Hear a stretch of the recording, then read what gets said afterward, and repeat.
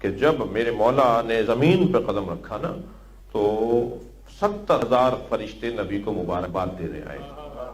70,000. اس جگہ پر 70 لاکھ بھی آ سکتے ہیں، اس لیے کہ جو فرشتہ ہے نا وہ مادی نہیں ہوتا، وہ مجرد مخلوق ہے. مجرد مخلوق کو جگہ نہیں چاہیے ہوتی، یعنی جگہ گھیرتا نہیں ہے وہ. جی میرا علم اور آپ کا علم مجرد ہے، مادہ نہیں ہے. میرے اور آپ کے علم میں جو باتیں اگر ہم کاغذ پر اتاریں یعنی مادہ بناتے ہیں، اس سے کاغذ مادہ ہے نا، مادے پر اگر اپنا علم اتارنا شروع کر دیں تو اس ہال سے بڑی لائبریری تیار ہو جائے گی ہم میں سے ہر ایک کے دماغ میں بیٹھی ہوئی باتوں پر. یعنی جب ہم مجرد کو مخلوق بنائیں گے، مجرد کو مادہ بنائیں گے تو وہ جگہ گھیرے گی، لیکن جب مجرد رہتی ہے تو جگہ نہیں گھیرتی. علم ہمارا جگہ کہاں گھیر رہا ہے؟ جی ہمارا علم کہاں جگہ، بہت سے لوگوں کا سر چھوٹا سا ہوتا ہے مگر سمجھدار بہت زیادہ ہوتے ہیں. جی توجہ ہے. تو یہ مادی مخلوق تو ہے نہیں، مادی وجود تو ہے نہیں جو جگہ گھیرے. تو فرشتے بھی ایسے ہی مادی نہیں ہیں، مجرد ہیں. 70,000 فرشتے زمین پر اترے ہیں امام حسین کی آمد پر، اور مبارکباد بھی دینا ہے سرکار دو جہاں کو. یہ ذہن میں رہے کہ اگر گھر کا بڑا خوش ہوتا ہے تو وہ عطا کرتا ہے. سرکار کو سب سے زیادہ خوشی ہے اس وقت کہ میرا حسین میری گود میں آیا ہے. فرشتے مبارکباد دینے کے لیے نبی کو آ رہے ہیں اور صف بند کر قطاریں لگا کر نبی کو مبارکباد دے رہے ہیں. اور نگاہ بھی تو مصطفیٰ کی ہونا جو مادی ہے مگر مجرد کو دیکھ رہی ہے، جو مجرد مخلوق کو دیکھ رہی ہے سرکار کی نگاہ. صفیں باندھ کر قطاریں لگا کر فرشتے مبارکباد دے رہے ہیں. جب یہ لوگ چل رہے تھے نا تو ایک فرشتے نے جس کا نام فطرس ہے، اس نے آواز دے کر کہا، صلوات پڑھیں محمد و آل محمد.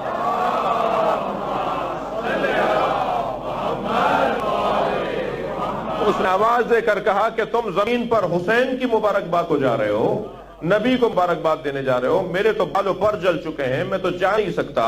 تم میں سے کوئی میری مدد کرے، مجھے سہارا دے اور مجھے نیچے تک نبی کی خدمت لے جائے، آسمان سے زمین کی طرف لے آئے. تو فطرس جب قطار میں اس کا نمبر آیا نا، اس کا نام آیا کہ اب فطرس آگے بڑھے گا مبارکباد دینے کے لیے. بالوں پر جلائے ہوئے تھا. اب یہ بالوں پر جب بات ہم مادے اور مجرد کی کر رہے ہیں تو یہ بات روشن رہنی چاہیے کہ جب یہ مخلوق ہی مجرد ہے تو بالوں پر تم مادہ ہوتے ہیں، مادی چیز ہے. بالوں پر جی بال جو ہے وہ جل چکے تھے اور پر بھی اس کے جل چکے تھے. اس کا وجود ہی بدلا ہوا تھا. پرندے کا اگر آپ مادی پرندے کا اگر آپ کو تصور میں لائیں، اس کے بال جلے ہوئے ہوں، پر جلے ہوئے ہوں تو کیسی مخلوق لگ رہی ہوگی. ٹھیک ہے، ابھی اس کے بالوں پر جلے ہوئے تو مجرد مخلوق ہے، مادی تو ہے نہیں. تو بال سے کیا مراد ہے اور پر سے کیا مراد ہے؟ حضرت علامہ مجلسی نے حیات القلوب کے اندر بڑا حسین جملہ لکھا ہے. وہ فرماتے ہیں کہ بال علم جل گیا تھا اور پر عمل جل گیا تھا. ہاں، اللہ نے بال علم اور پر عمل کو جلا دیا تھا.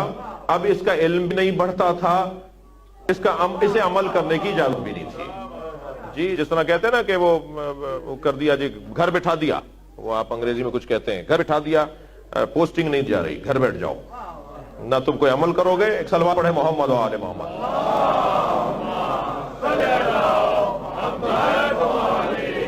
تم نہ کوئی عمل کرو گے، نہ تمہارے علم میں کلاس میں نہیں آؤ گے. اب کل سے گھر بیٹھے رہو، تمہارے علم میں بھی اضافہ نہیں ہوگا اور تمہارے عمل میں بھی اضافہ نہیں ہوگا. اب جو شخص علم کا متلاشی ہو اور جو شخص عمل میں جو ہے وہ مسابقہ اور مقابلہ کرنے والا مزاج رکھتا ہو، اس کی تو وہ موت ہوتی ہے کہ وہ کچھ کر بھی نہیں پا رہا، اس کے علم میں بھی اضافہ نہیں ہو رہا. تو فطرس کے بال علم اور پر عمل جل چکا تھا. تو فطرس نے آگے بڑھ کر کہا، یا رسول اللہ آپ کو حسین مبارک ہو. اور نبی کو جو بھی مبارکباد دے رہا تھا، نبی اس کے بدلے میں عیدی دے رہے تھے. آج بھی ہمیں لینی ہے نا، تھوڑا سا گردن ہلائی، آج عیدی لینی ہے نا ہم سب کو. تو نبی مکرم اس کو مبارکباد کے عوض عیدی عطا فرما رہے تھے. ہر ایک عیدی مختلف ہوتی ہے. اس بچے کو ممکن ہے 5 روپے میں راضی کر لیں، لیکن جو بڑا وہ جو آدمی ہوگا وہ کہے گا جی 5 روپے تو میرا کوئی گزارا نہیں، کچھ اور دیجئے. اچھا، جتنا بڑا آدمی ہوتا ہے عیدی بھی اسی کے مطابق ہوتی ہے. اگر آپ کی تنخواہ ہو مثال کے طور پہ $1,000، اللہ کرے، ٹھیک ہے، اگر $1,000 آپ کی تنخواہ اور فقیر کو آپ دے رہے ہو 2 روپے پاکستانی، تو وہ کہے گا کہ بھائی یہ سے گزارا نہیں ہوگا، اتنی تنخواہ لے رہے ہو 2 روپے دے رہے ہو. وہ بعض لوگوں سے میں کہتا ہوں کہ جب وہ کہتے ہیں نا کہ جی مجھے بھائی تم پریشانی کا شکار ہو، صدقہ دے دو. مولانا کیا دے دیں صدقہ؟ مرغی دے دیں. بھائی 4 لاکھ روپے تنخواہ لے دو، مرغی دو گے؟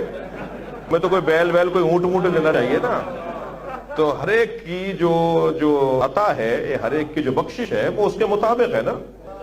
اب مبارکباد دینے والے تو فطرس ہیں، مگر انعام دینے والا تو مصطفیٰ ہے. تو سرکار تو اپنی حیثیت دیں گے نا.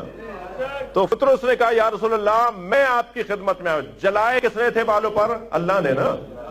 سزا اللہ نے دی تھی نا. اب یہی تو نظام ہے معرفت کا.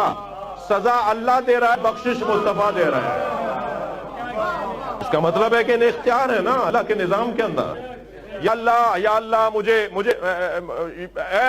اے مصطفیٰ مجھے شفا چاہیے اور مجھے شفا عطا کریں. میرا بار علم اور پر عمل جل چکا ہے. امام گہوارے میں ہے، مانگنے والا نبی سے مانگ رہا ہے. توجہ ہے.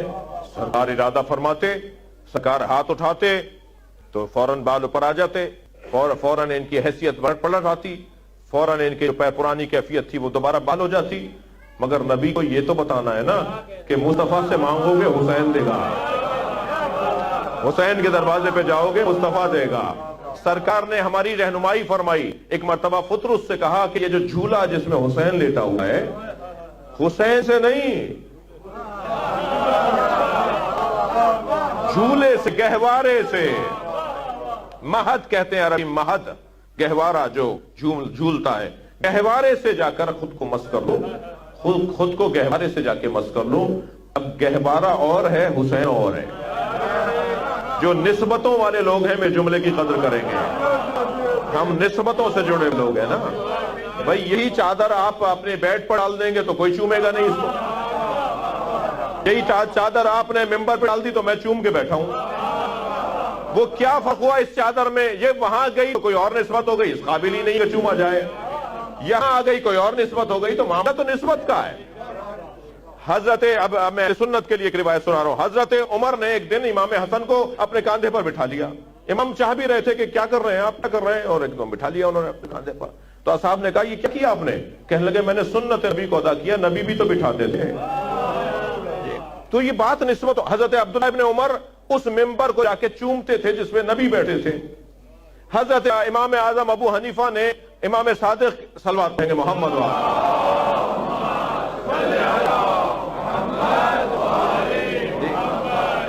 ہاتھ میں سرکار کا عصا تھا. امام اعظم حضرت ابو حنیفہ نے اس عصا کو چوما. مولا صادق نے فرمایا تم نے اس کیوں چوما؟ کہنے یہ نبی کے ہاتھ ہوتا تھا، نبی کی نسبت کی وجہ سے چوما. حضرت نے فرمایا تم نبی کے ہاتھ میں موجود عصا کو تو چوم رہے ہو جس میں جان نہیں ہے. میرے وجود میں تو نبی کا خون دوڑ رہا ہے. اس ہاتھ کو چومو، اس ہاتھ کو چومو. مولا نے ہاتھ بڑھایا، اس کو چومو اگر چوم رہے ہیں تو. صلوات پڑھے ذرا محمد وآلہ.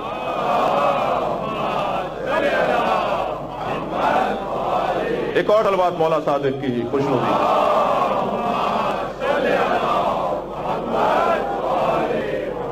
تو میں نسبتوں کا انکار کرنے والوں کو مسلسل پیغام پر پیغام دے رہا ہوں.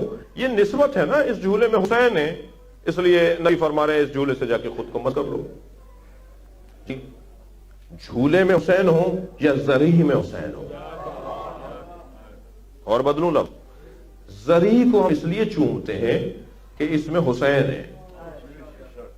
جھولے کو اس لیے چوما گیا کہ اس میں حسین ہے.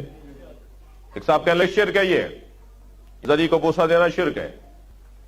تو ہم نے اسی وقت میں قرآن اٹھا کے ان کے ہاتھ میں دے دیے، فوراً انہوں نے چوما. میں نے یہ کیا کیا آپ نے؟ کہنے قرآن کو چوما. میں نے کہا قرآن تو اندر ہے. کھولیں گے الفاظ تو اندر ہے، یہ تو جلد ہے، یہ تو جزدان ہے، یہ تو قرآن کا جو ہے وہ غلاف ہے. تم نے اسی کو چوم لیا کیونکہ قرآن سے نسبت ہے. میں نے کہا یہی ہم سمجھا رہے تھے آپ.